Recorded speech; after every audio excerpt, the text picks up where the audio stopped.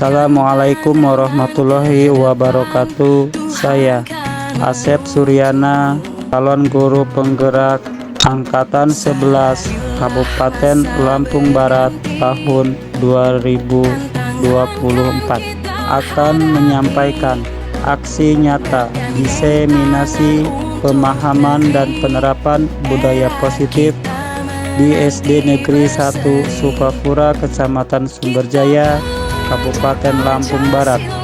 Karena budaya positif di sekolah sangatlah penting untuk dikembangkan peserta didik yang memiliki karakter yang kuat dan berakhlak sesuai profil pelajar Pancasila seperti yang dicetuskan sebagai pedoman untuk pendidikan Indonesia. Assalamualaikum warahmatullahi wabarakatuh. Selamat siang dan salam sejahtera bagi kita semua.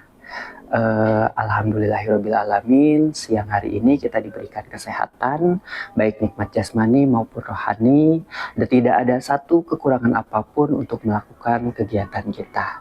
Yang saya hormati Bapak Ibu SDN 1 Sukapura beserta dengan Pak Asep Suryana selaku pemateri kita kali ini.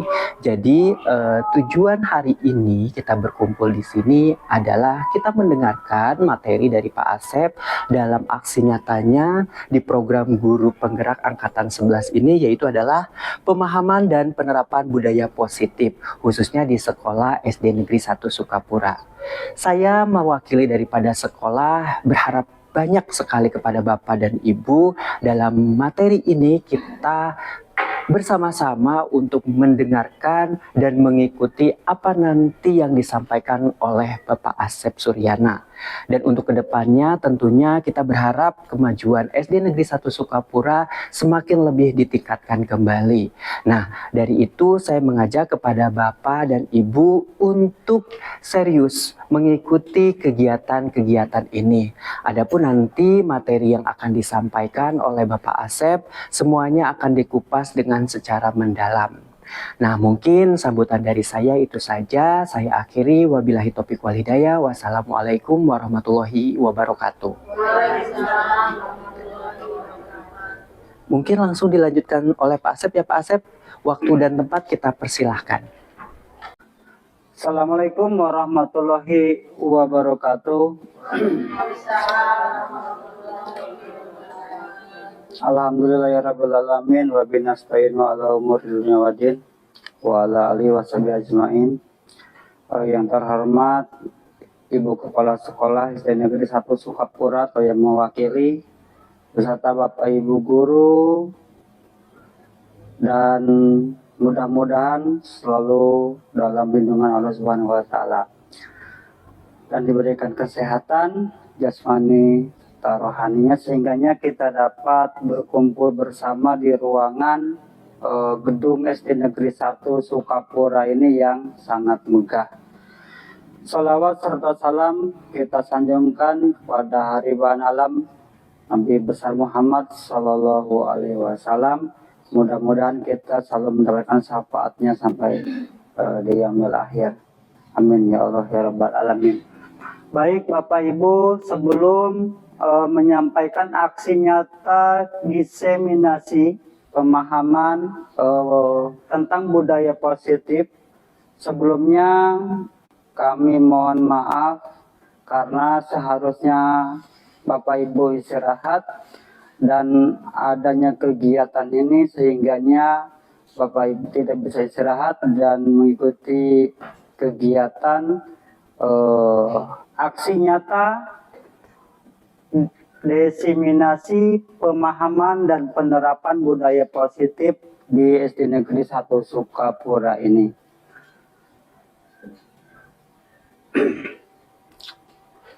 Tujuan aksi nyata budaya positif ini untuk memenuhi tugas modul 1.4 tentunya budaya positif, berbagi pengetahuan yang diperoleh dari kegiatan guru penggerak tentang penerapan budaya positif. Jadi tujuan Bapak Ibu untuk menyaksikan kami salah satu membuat suatu karya atau tugas tentang budaya positif di SD Negeri 1 Sukapura. Menurut Ki Hajar Dewantara, tujuan pendidikan adalah menuntun segala kodrat pada murid agar mereka mencapai keselamatan dan kebahagiaan yang setinggi-tingginya baik sebagai manusia maupun sebagai anggota masyarakat. Oleh sebab itu pendidikan hanya menuntun tumbuh atau hidupnya kekuatan kodrat yang ada pada murid agar dapat memperbaiki lakunya, bukan dasarnya hidup dan tumbuhnya kekuatan kodrat murid.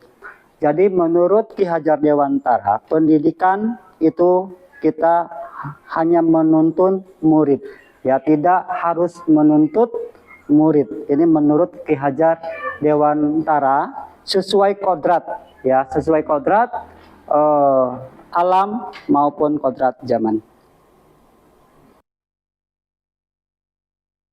Budaya positif adalah suatu budaya pembiasaan yang bernilai positif di dalam mengandung sejumlah kegiatan yang mampu menumbuhkan karakter murid. Budaya positif sekolah yaitu nilai dan kebiasaan di sekolah yang berpihak pada murid agar mereka dapat berkembang menjadi pribadi yang kritis, penuh hormat dan tanggung jawab sesuai dengan profil pelajar Pancasila. Jadi di dalam budaya positif tentunya selalu kita laksanakan dan sering kita laksanakan di sekolah. Baik di dalam suatu kegiatan-kegiatan sebelum masuk kelas maupun kegiatan-kegiatan kebersihan, kegiatan-kegiatan senam pagi, keagamaan, dan lain-lain. Dan sering itu tetap kita laksanakan, dan ini mungkin di dalam suatu kegiatan budaya positif ini siswa mampu untuk menerapkan, menumbuhkan karakter masing-masing. Implementasi budaya positif, ya, perubahan paradigma belajar, disiplin positif, nilai-nilai kebajikan, kebutuhan dasar manusia, motivasi perilaku manusia, restitusi posisi kontrol guru, keyakinan kelas, dan segitiga restitusi.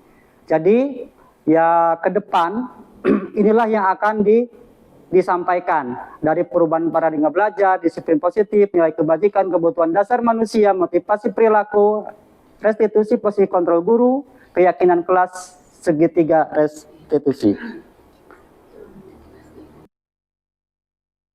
Paradigma baru, pembelajaran dengan paradigma baru. Pembelajaran dengan paradigma baru merupakan pembelajaran yang dirancang berdasarkan prinsip pembelajaran diferensiasi.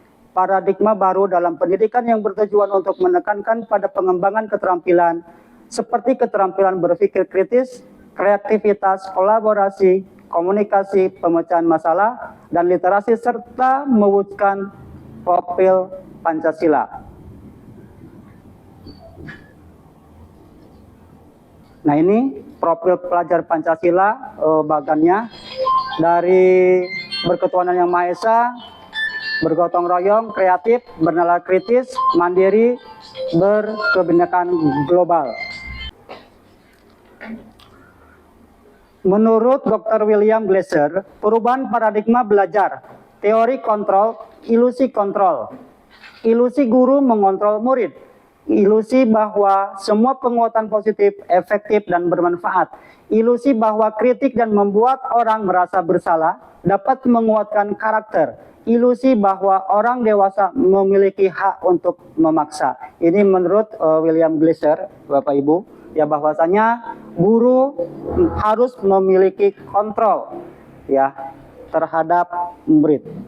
Dr. William Glasser melalui choice theory meluruskan beberapa miskonsepsi tentang makna kontrol. Yang perlu diluruskan adalah guru mengontrol murid. Sebetulnya kita tidak bisa mengontrol murid jika ia tidak mau, harus ada dorongan sendiri dari diri murid. Yang kedua, penguatan positif, efektif, dan bermanfaat. Semisal bujukan dan nasihat. Jika terlalu dalam, murid bisa terketergantungan dan tidak mandiri. Dan kritikan dapat membuat orang merasa bersalah, dapat menguatkan karakter. Kalaupun kita harus mengeluarkan kritikan, maka kritiklah secukupnya, dan kritikan tersebut harus membangun, bukan malah membuat murid tidak percaya diri. Orang dewasa memiliki hak untuk memaksa, karena menentukan pilihan adalah hak masing-masing manusia. Ini menurut William Glasser.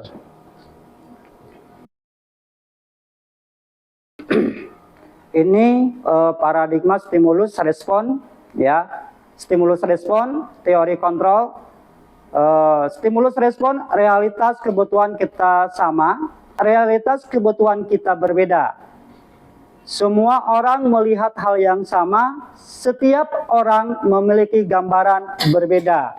Kita mencoba mengubah orang agar berpandangan sama dengan kita. Kita berusaha memahami pandangan orang lain tentang dunia. Perilaku buruk dilihat sebagai suatu kesalahan. Semua berperilaku memiliki tujuan. Jadi ini adalah stimulus respon, ya, bahwasanya kita melihat orang itu sama, tetapi secara teorinya berbeda.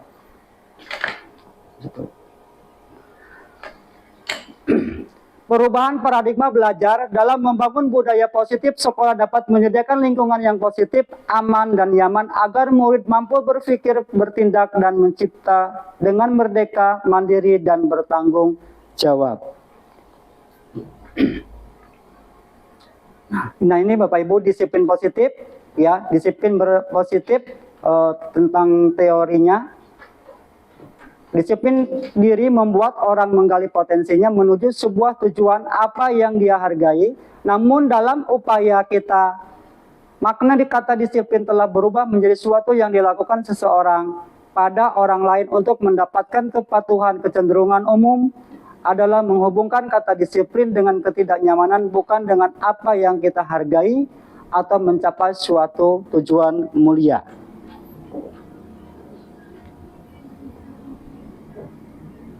Sebagai pendidik, tujuan kita adalah menciptakan peserta didik yang disiplin diri sehingga mereka berperilaku mengacu kepada nilai kebajikan universal dan memiliki motivasi intrinsik dalam perubahan perilaku ke arah yang lebih baik. Banyak hal yang dilakukan kita terhadap siswa, ya, ini untuk membuang sampah pada tempatnya, terus berbaris di depan kelas, berdoa sebelum belajar, membaca surah Al-Kahfi sebelum belajar, terus hari Jumat kebersihan, terus senam setiap pagi. Banyak hal yang dilakukan. Nah, ini adalah kebajikan universalnya: bertoleransi, rasa hormat, integrasi, mandiri, menghargai, antusias, empati, keingintahuan, kreativitas, kerjasama, percaya diri, dan komitmen. Merdeka itu artinya tidak hanya terlepas dari pemerintah, akan tetapi juga cakap buat memerintah diri sendiri. Ini nilai kebajikan universal, ya, yang diterapkan terhadap siswa. Kebajikan-kebajikan inilah yang harus siswa bisa dapat melakukan dalam kesehariannya.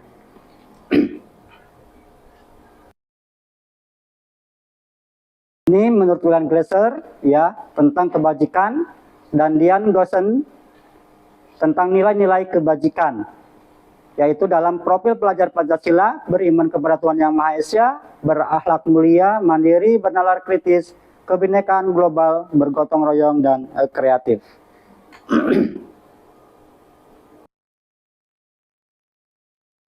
Keempat, kebutuhan dasar manusia. Tadi dari budaya positif, paradigma belajar, ya. Yang keempat tentang kebutuhan dasar manusia. Kebutuhan dasar manusia, kita sebagai manusia itu memiliki 5 kebutuhan dasar. Yang pertama, bertahan hidup. Yang kedua, kasih sayang. Yang ketiga, kebebasan.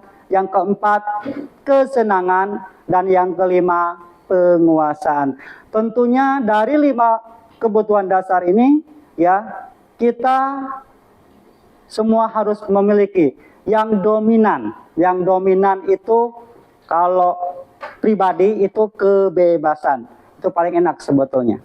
Kenapa? Karena setiap kali kita dibebani suatu pekerjaan, ya ingin bebas sebetulnya ya dari pekerjaan itu, tetapi sulit untuk bebas itu. Bagaimana caranya? Yang disampaikan oleh kepala sekolah di WhatsApp grup itu tentunya kita membuat stop ya. Stop itu kita berhenti sejenak, kita merenung ya, terus kita membuat suasana kita sendiri lebih nyaman. Mungkin itu salah satunya untuk mengantisipasi dari kejenuhan itu. Yang pertama bertahan hidup ya. Kita lanjut dulu. Ini kecapean kayaknya. Bertahan hidup. Apa aja? Yang pertama makanan tentu pasti Bapak Ibu ya. Terus pakaian pasti, tempat tinggal, keamanan dan kesehatan. Nah ini kebutuhan manusia untuk bertahan hidup. Dan yang kedua kasih sayang dan rasa diterima. Ya ini juga kita harus memiliki kebutuhan dasarnya, rasa diterima, kepedulian, berbagi, kerjasama, menjadi bagian dalam kelompok. Kalau misalkan di dalam rasa diterima atau kerjasama atau ingin dipedulikan, tentunya kita harus mempedulikan orang lain, ya, baru kita dipedulikan. Selanjutnya penguasaan, harga diri, keinginan untuk dianggap memimpin, berprestasi, diakui, dan didengar. Itu sama, ini juga kebutuhan dasar kita, kebebasan, mandiri, memiliki pilihan, mencoba hal baru, mampu mengendalikan arah dirinya, dan kesenangan bermain, humor, antusias, dan tertawa. Senyum pun senang, ya, walaupun dalam hatinya tidak senyum. 6. Restitusi posisi kontrol guru. Apa itu restitusi? Proses menciptakan kondisi bagi murid untuk memperbaiki kesalahan mereka sehingga mereka bisa kembali pada kelompok mereka dengan karakter yang lebih kuat. Restitusi juga merupakan proses kolaborasi yang mengajarkan murid untuk mencari solusi untuk masalah mereka dan membantu berpikir tentang orang seperti apa yang mereka inginkan dan bagaimana mereka harus memperlakukan orang lain. Ini Gosen juga. Nah, restitusi ini memperlakukan siswa ketika siswa itu bermasalah. Ya, apakah dengan hukuman ataukah dengan teguran? 9 ciri-ciri restitusi. Ya, jadi yang pertama bukan untuk menebus kesalahan, namun untuk belajar dari kesalahan. Yang kedua, memperbaiki hubungan. Yang ketiga, tawaran bukan paksaan. Yang keempat, restitusi menuntun untuk melihat ke dalam diri. Restitusi mencari kebutuhan dasar yang mendasar tindakan. Restitusi diri adalah cara yang paling baik. Restitusi fokus pada karakter bukan tindakan. Restitusi fokus pada solusi. Restitusi mengembalikan murid yang hukuman itu termasuk dalam restitusi menghukum anak.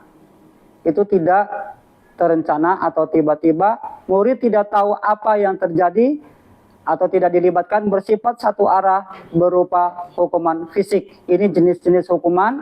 Ya, kalau konsekuensi terencana atau disepakati, murid tetap dibuat tidak nyaman, sikap guru selalu monitor murid.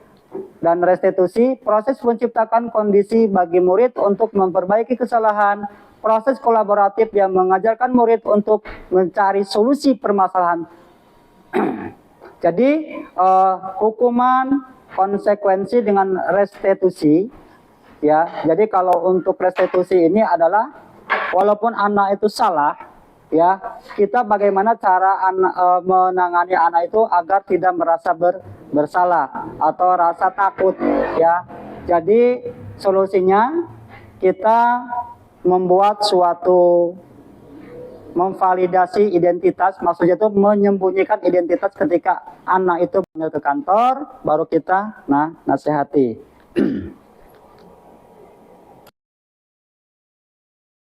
Ini sama seperti yang tadi, ya, identitas gagal itu setara hukuman, tetapi identitas sukses disiplin itu konsekuensi dan restitusi.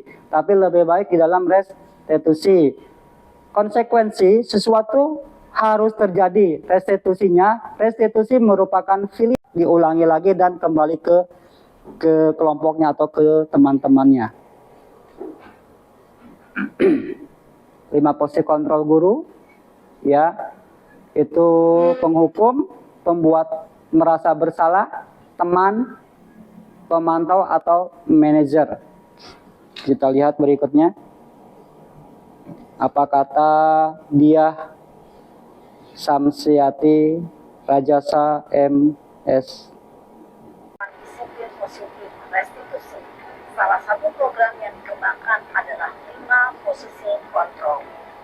5 posisi kontrol dalam restitusi adalah proses perjalanan seorang pendidik agar dapat mengenali dirinya. Pada video kali ini, kita akan membahas tentang 5 posisi kontrol yang dikembangkan oleh Diane Rosen dan contoh penerapannya.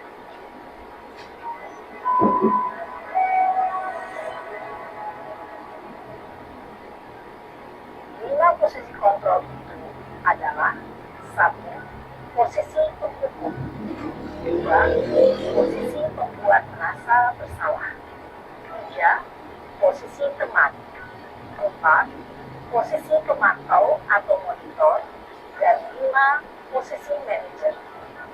Untuk lebih memahami kelima posisi tersebut, mari kita saksikan kasus Naren yang terlambat hadir 20 menit di sekolah dan melihat bagaimana kelima posisi kontrol dalam menghadapi masalah tersebut.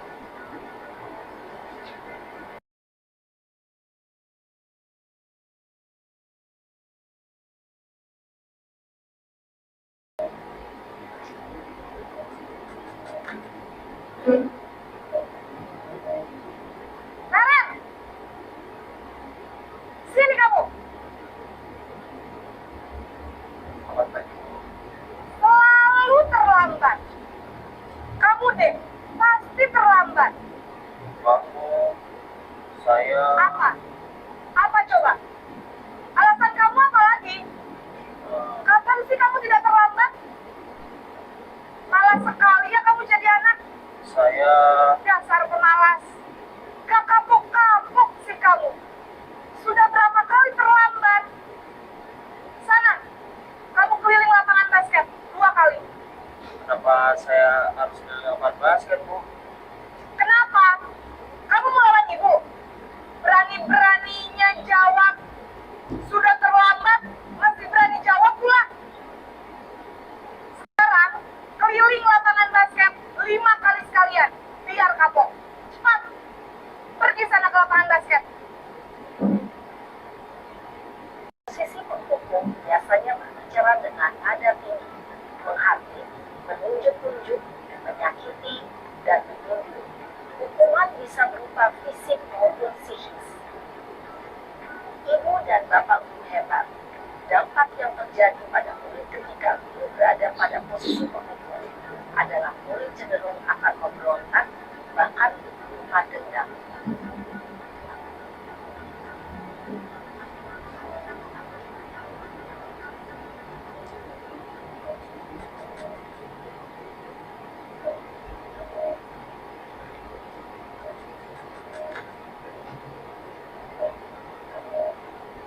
Naren!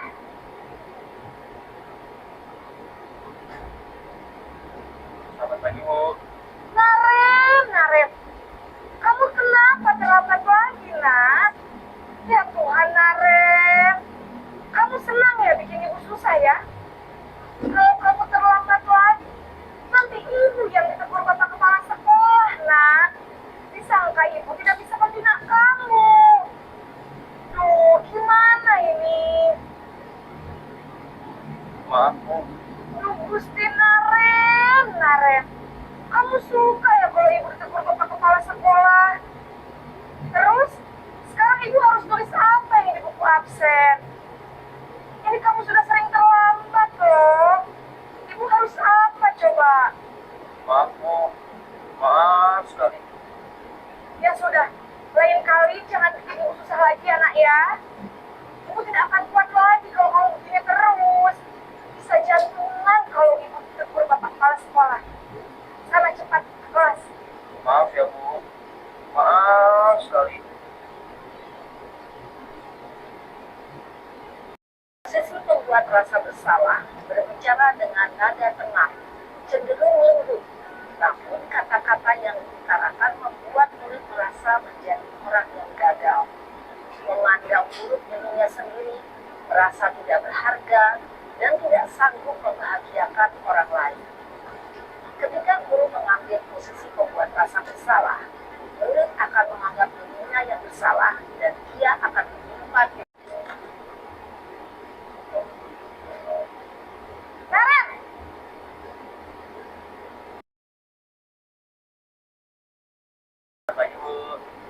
Wah, sudah jam berapa ini, Nak? Terlambat. Jadi biarpun saya lari kencang, tetap gak kekejar, Bu. Ya sudah sana. Nanti lain kali larinya lebih kenceng lagi ya. Biar gak terlambat lagi. Bikin seneng ibu. Demi ibu. Bisa kan? Bisa lah, Bu. Ya sudah sana masuk kelas. Ibu beresin urusan absen kamu. Kamu ini ada-ada saja. Dalam posisi teman, guru berbicara dengan nada suara ramah, akrab, cenderung bersenda gurau untuk menjaga suasana tetap santai. Murid akan merasa senang, aman, dan akrab dengan guru. Identitas yang tercipta adalah identitas sukses atau berhasil. Namun, perlu diingat, tentu saja,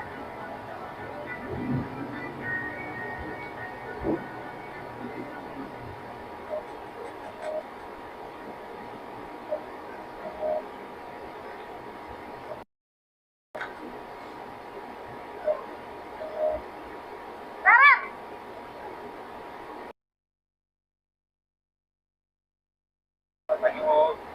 Naren, apa peraturan sekolah kita tentang jam berapa kita harus masuk sekolah, Nak? Kita harus di sekolah jam 7, Bu. Iya betul, sekarang sudah jam 7.20. Pas istirahat, kamu harus tinggal di kelas, kerjakan tugas tambahan untuk ketertinggalan kamu, ya? Baik, Bu. Posisi pemantau mengandalkan penghitungan atau data untuk mengontrol murid. Guru mengarahkan murid berdasarkan peraturan dan konsekuensi. Seorang pemantau menunjukkan bahasa tubuh dan ekspresi wajah yang datar dan cenderung formal.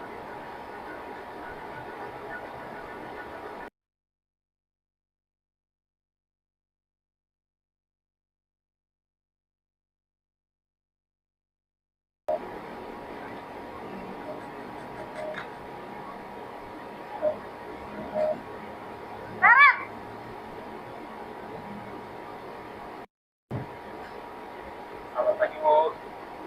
Selamat pagi, Naren. Maaf, Bu. Saya terlambat. Ya, sekolah masuknya jam 7, sekarang sudah jam 7.20. Jadi sekarang bagaimana ini, Naren? Orang lain mungkin ya, Bu. Setuju.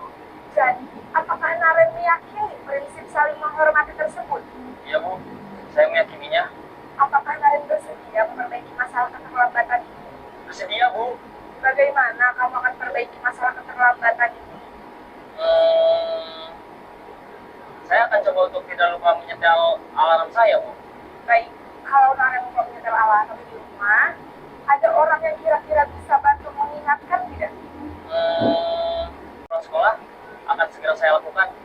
Baik, jadi Naren akan setel alarm untuk bangun besok pagi dan akan diingatkan oleh kakak dan ibunda Naren ya. Ada lagi yang mungkin perlu dilakukan Naren agar tidak terlambat bangun lagi. Tidak ada, Bu. Baik Naren, terima kasih untuk kerjasama kamu. Sekarang kamu perlu kembali ke kelas untuk belajar. Baik, Bu. Terima kasih. Posisi manajer adalah posisi kontrolnya. Guru akan dengan tulus memberikan pertanyaan-pertanyaan bermakna sehingga membuat murid dapat belajar dari kesalahannya dan mencari sebuah solusi untuk menyelesaikannya. Ibu dan bapak guru hebat, setelah mengamati adegan kelima posisi kontrol tadi, kira-kira posisi mana yang paling ideal? Posisi mana yang dapat menunjang motivasi prinsip murid? Dan di dalam segitiga restitusi, Suatu proses dialog yang dijalankan oleh guru agar dapat menghasilkan murid yang mandiri dan bertanggung jawab. Ini yang kedelapan. Ya, yang kedelapan itu dalam penyelesaian masalah siswa dengan segitiga restitusi.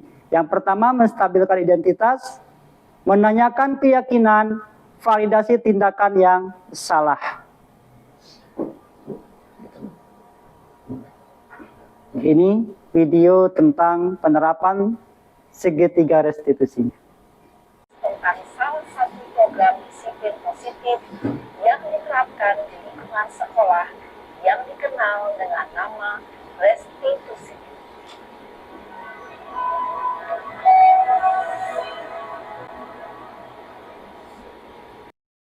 Restitusi dikembangkan oleh pakar pendidikan Diane Grossen, berlandaskan pada teori kontrol Dr. Jürgen Gleiser.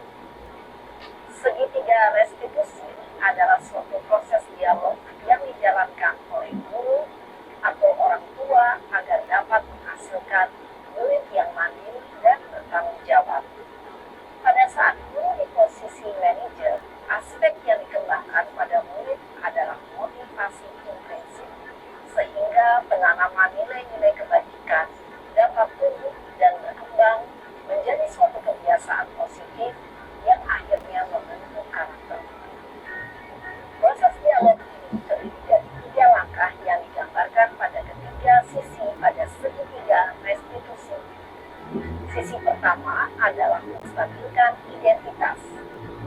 Sisi yang kedua adalah validasi tindakan yang salah. Dan sisi yang ketiga adalah menanyakan keyakinan. Ibu dan Bapak Ibu, berikut ini akan ditunjukkan bagaimana seorang guru berada dalam posisi manajer menggunakan penerapan segitiga restitusi.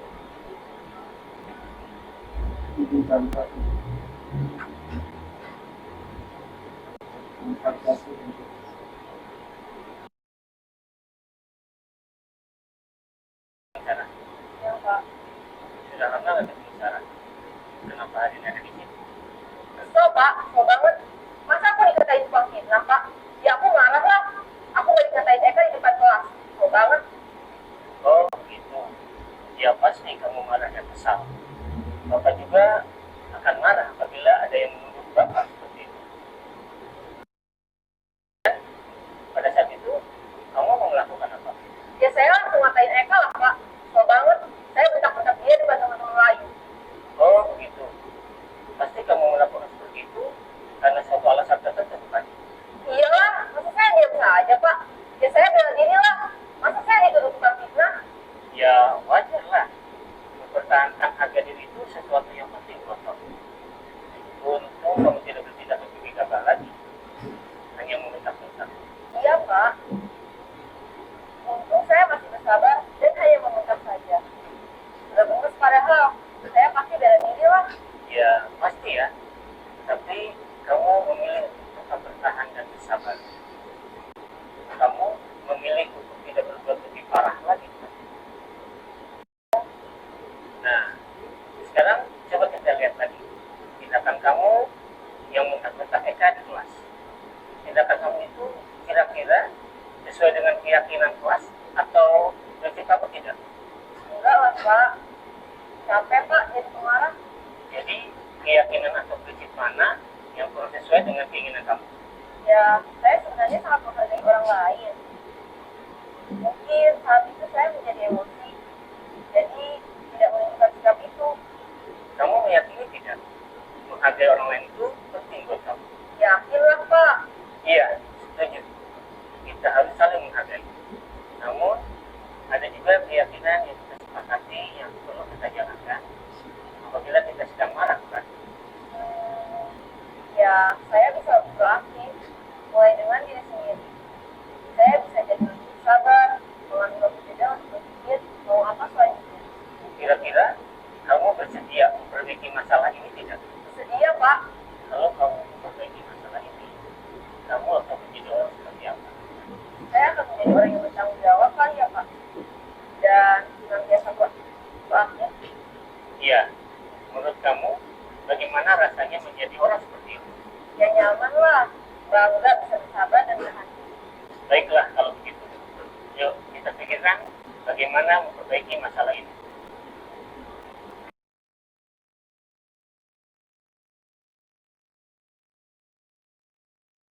Ibu dan Bapak guru hebat.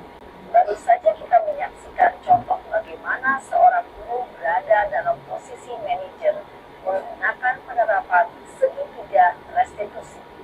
Mari kita bahas satu persatu.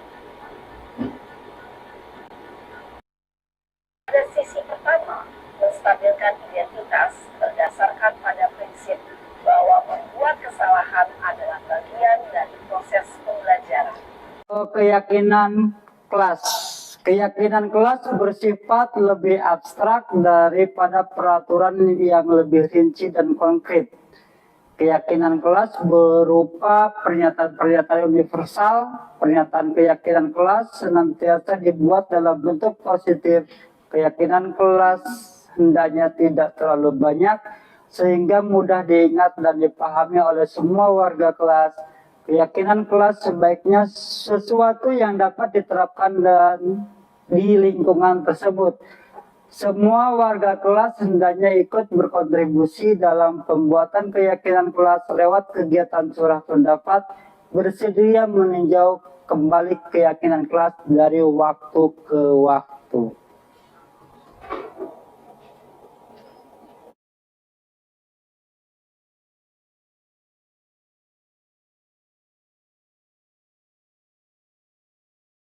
Mempersilakan warga sekolah atau murid di kelas untuk bercurah pendapat tentang peraturan yang perlu disepakati.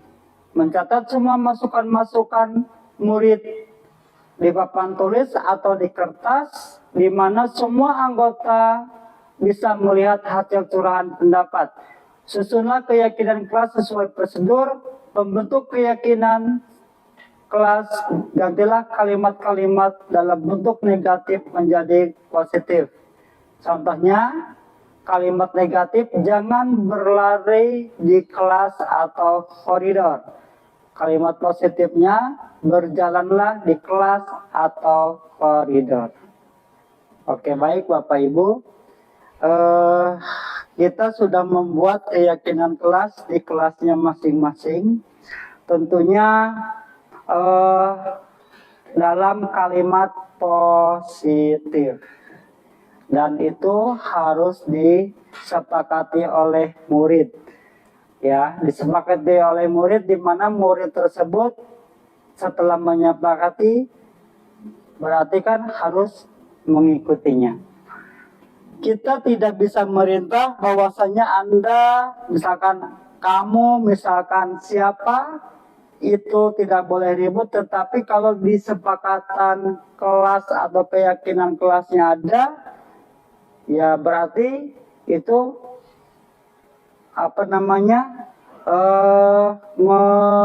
melalui posisi kontrol di mana anak tersebut sudah menyalahi aturan atau kesepakatan kelas yang sudah disepakati. Ini ada skinot ya, apa namanya? Skinot ya, skinot. Nah, Bapak Ibu silakan membuat pernyataan atau kalimat negatif dan kalimat positif. Satu aja. Ditulis juga nggak apa-apa. Iya, di kelasnya masing-masing. Sebagai murid.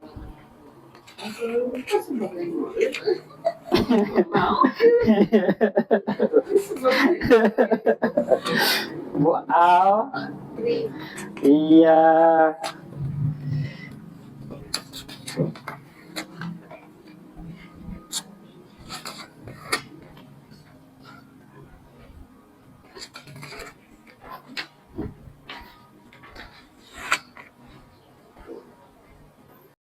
Aturan kelas seperti apa, kalau keyakinan kelas seperti apa, nanti kita lihat perbedaannya.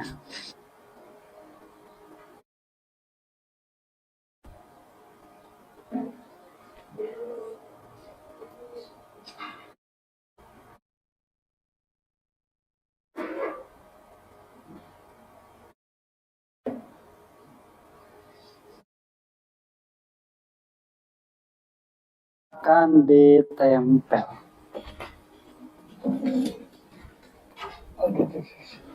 Ada di sini aja lah ya.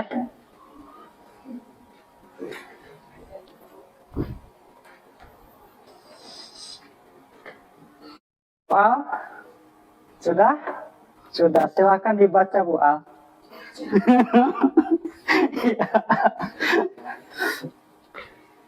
Kalimat negatifnya, jangan membuang sampah di laci meja. Kalimat positifnya, buanglah sampah pada tempatnya. Oh, iya, terima kasih Bu Al. Silakan.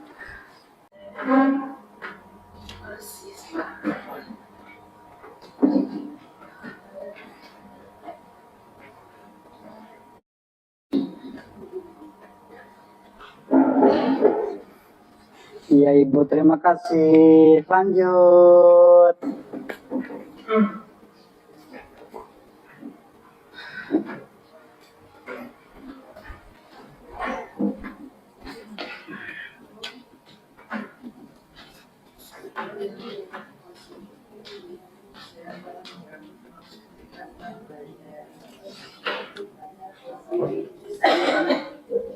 Kamu nempel.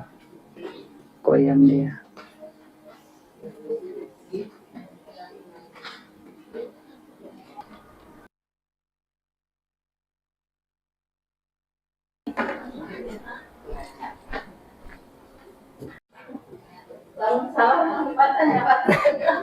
Bu, nggak ada yang salah, Bu.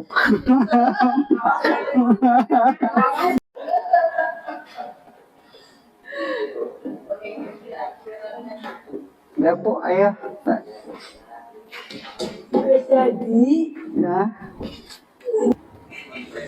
Boleh. Silahkan.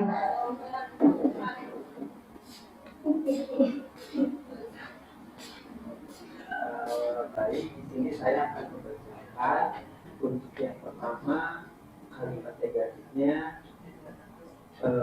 Di sini jangan membuang sampah di laci meja, dan untuk kalimat positifnya adalah buang sampah pada tempatnya.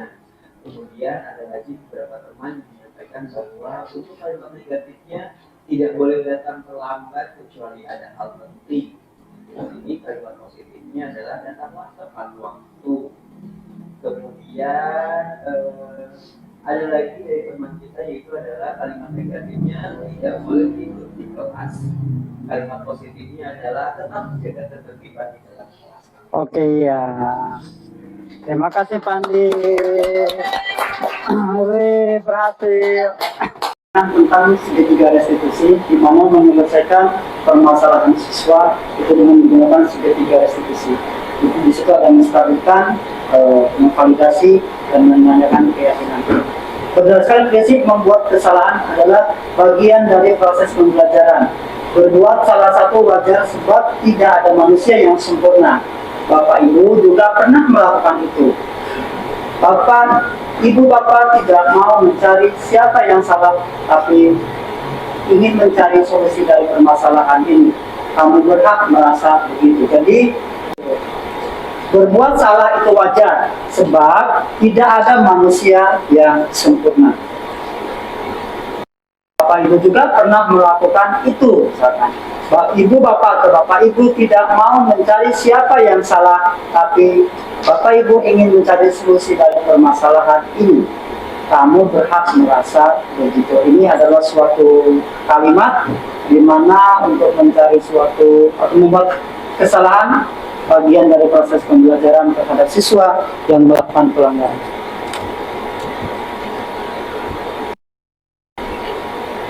Berdasarkan prinsip setiap perilaku berupaya memenuhi suatu kebutuhan tertentu. Karena kalimatnya, kamu pasti punya alasan mengapa melakukan hal itu, padahal kamu bisa melakukan yang lebih buruk lagi dari yang ini. Kamu patut bangga karena telah melindungi sesuatu yang penting buatmu. Kamu melakukannya karena mempertahankan sesuatu yang penting bagimu. Misalkan seperti itu.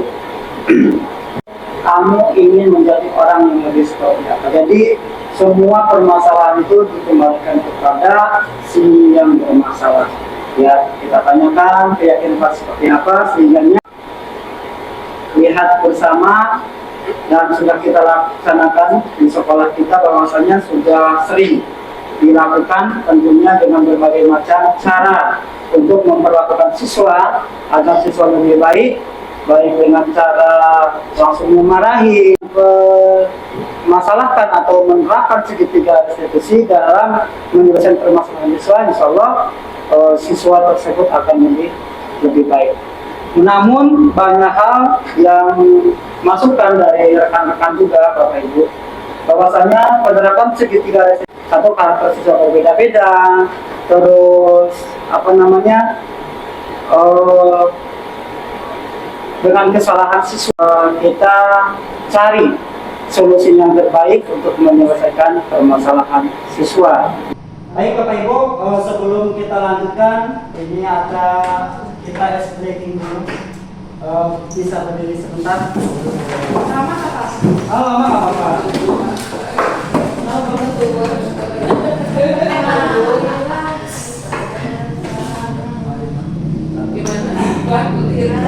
Semangat karena menghilangkan lelah dan letih. Terserah menghilangkan kalau kita isi ya. boleh iya. Nah, yang tirukan lelah ini Bapak Ibu siap-siap meninggal gerakan. Nanti akan Gerakan. Iya. Oke, mulai. Satu. Nanti yang gerakan siapapun yang ditunjuk harus ngikutin ya Bapak Ibu. Nggak bisa. Ya. 1, 2, 3.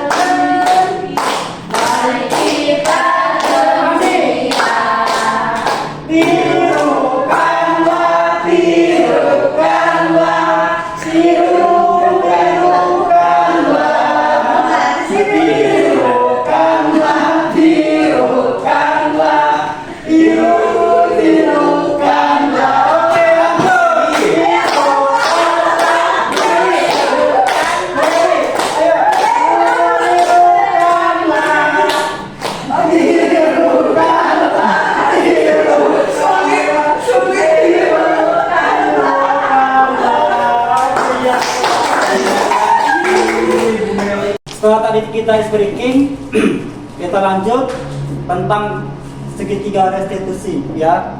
Bapak Ibu mungkin sudah tahu mengenal tentang segitiga restitusi itu sendiri.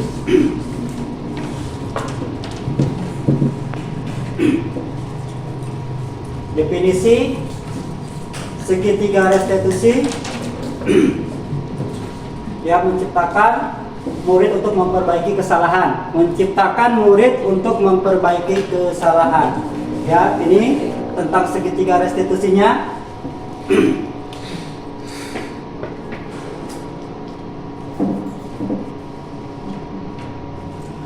Langkah-langkah penerapan segitiga restitusi menstabilkan identitas untuk membuat anak yang merasa gagal karena berbuat salah menjadi positif terhadap dirinya. Guru berkata, berbuat salah itu hal yang manusiawi. Tidak ada manusia yang sempurna. Bapak Ibu juga buat salah, kita pasti bisa menyelesaikan permasalahan ini. Bapak Ibu tidak tertarik untuk mencari tahu siapa yang benar, siapa yang salah. Bapak Ibu lebih tertarik untuk menyelesaikan masalah. Kalau kamu menyalahkan dirimu sendiri terus-menerus, apakah kamu bersikap baik pada dirimu sendiri? Jadi untuk menstabilkan identitas, bahasa kita terhadap siswa itu kira-kira seperti ini Bapak Ibu. Jadi kita tidak menyalahkan sepenuhnya terhadap siswa bahwa kamu salah, kamu tidur, misalkan seperti itu. Validasi kebutuhan, membantu murid mengenal kebutuhan dasar yang ingin dipenuhi ketika melakukan kesalahan itu. Pada dasarnya setiap tindakan manusia tujuannya adalah memenuhi kebutuhan dasar. Apakah itu penguasaan, kebebasan, kasih sayang, rasa diterima, kesenangan, atau bertahan hidup. Jadi apa bahasa kita terhadap siswa? Kamu bisa saja melakukan hal yang lebih buruk, tapi kamu tidak melakukan, kan? Kamu bisa saja melakukan hal yang lebih buruk, tapi kamu tidak melakukannya, kan? Misalkan seperti itu. Kamu pasti punya alasan mengapa melakukan apa yang penting bagi kamu. Kamu boleh tetap berusaha menjadi sikap itu, tapi tambahkan sikap yang lain yang baru. Maukah kamu belajar cara lain untuk mendapat yang kamu butuhkan tanpa harus mengukul? Apakah kamu bisa melakukan dengan lebih baik besok pagi? Ini validasi kebutuhan siswa ketika siswa bermasalah.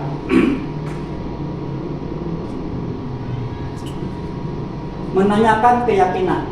Anak melihat kesalahannya, hubungkan dengan norma sosial dan nilai-nilai yang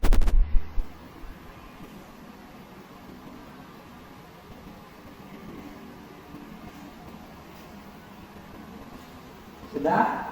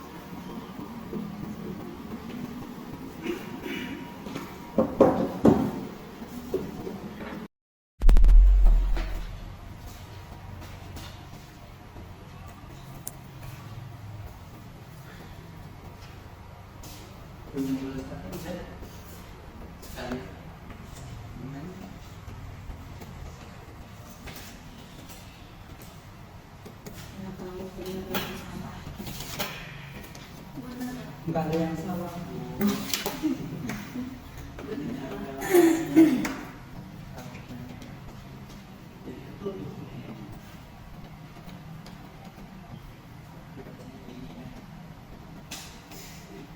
Kebalik. Saya nggak jadi yang lagi baca.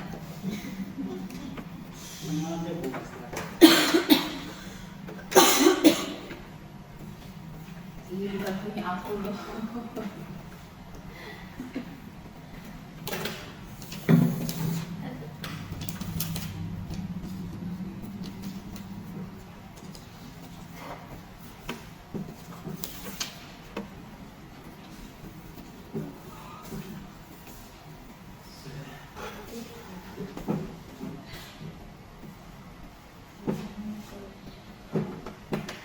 Baiklah, saya akan membacakan beberapa kasus yang kemungkinan terjadi di kelas. Yang pertama adalah kasus bullying.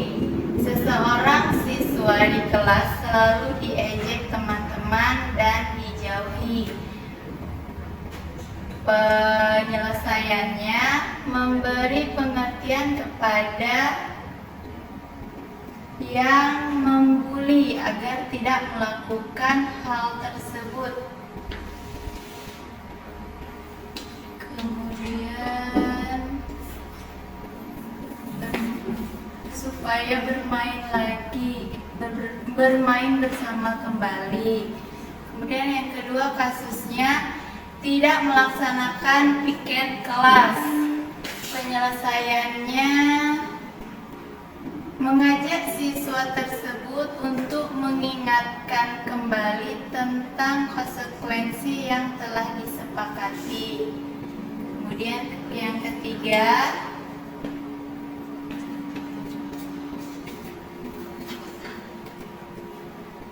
kasus tidak masuk sekolah tanpa keterangan melebihi memberi semangat supaya dia tertarik untuk belajar dan semangat bersekolah, bahwa tidak ada anak yang bodoh. Kemudian cara penyelesaian kasus anak yang mengalami kesulitan menerima pelajaran. Kita coba menyelesaikan dengan cara yang sederhana, mudah diterima dengan anak, bahasa yang halus dan santun. Kemudian yang terakhir, ada kasus beberapa anak terlibat perkelahian di kelas. Penyelesaiannya, pendidik memanggil siswa yang terlibat, kemudian menggali informasi alasan terjadinya perkelahian tersebut, berusaha menengahi tanpa menyalahkan pihak manapun, serta meyakinkan siswa agar tidak terjadi hal yang serupa. Mungkin itu aja. Adi, nanti saya menanggapi jadi apa yang disampaikan oleh Bapak. Tentunya jadi pengetahuan ya bagi saya.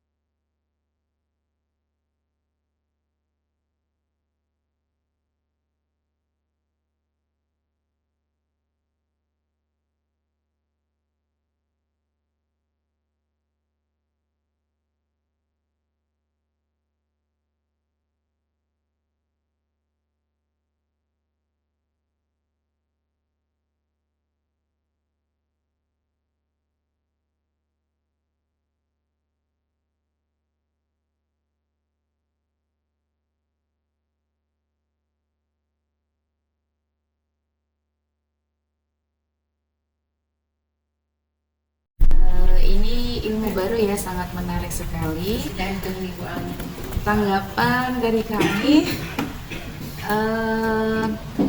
mungkin sebenarnya sebagian besar guru itu sudah ya melaksanakan sebagian besar rangkaian dari segitiga restitusi ini. Cuma mungkin belum terkonsep dengan baik karena berbagai hal, dan mungkin secara teori itu kami baru mendengar ya, karena selama ini mungkin kami pahamnya ada namanya sanksi, hukuman dan konsekuensi. Jadi kalau untuk segitiga restitusi ini benar-benar hal baru dan mungkin nanti bisa kita kembangkan bersama-sama supaya tercipta di sekolah kita ya. Jadi anak-anak akan semakin merasa merdeka, bahwa mereka merasa dihargai, tidak selalu bahwa oh ya ternyata selama ini selalu yang aku lakukan itu salah. Nah, mungkin seperti itu Pak. Terima kasih.